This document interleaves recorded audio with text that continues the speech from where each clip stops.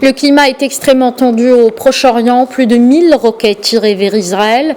Des frappes continuent sur la bande de Gaza et au moins 62 morts depuis lundi. L'affrontement armé entre le Hamas et Israël ne donne aucun signe d'apaisement et fait craindre une guerre à grande échelle. L'armée israélienne a annoncé la mort d'un soldat, le premier dans cette nouvelle flambée de violence dans un tir effectué par le Hamas depuis l'enclave palestinienne. Ces violences font suite aux troubles du week-end sur l'esplanade des mosquées, troisième lieu saint de l'islam et site le plus sacré du judaïsme dans le secteur palestinien d'Al-Quds occupé.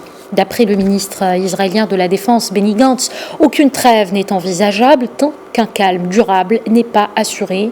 On revient en détail, en commentaire et en images aussi, sur la situation avec Aleb Neni.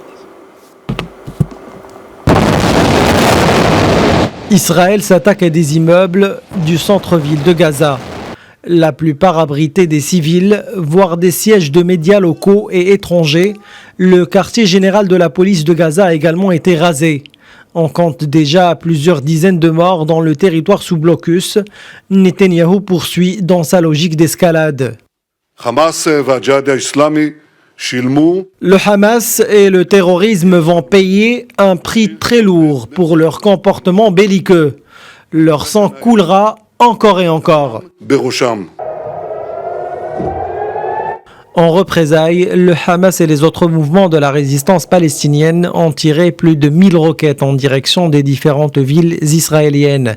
La plupart de ces roquettes sont interceptées par le système antimissile israélien, mais certains ont réussi à atteindre Tel Aviv, qui vit désormais sous le rythme des sons des sirènes. On compte déjà les premiers morts israéliens.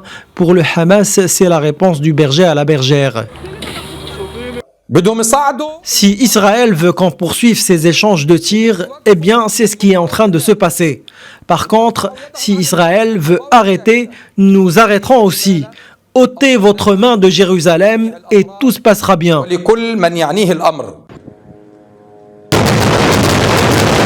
Les autorités israéliennes ont suspendu mardi soir les vols à l'aéroport international Ben Gourion de Tel Aviv en raison d'une pluie de roquettes lancées depuis la bande de Gaza. L'état d'urgence a été d'ailleurs décrété dans la ville mixte de Lod, théâtre de violents affrontements dans la nuit du mardi.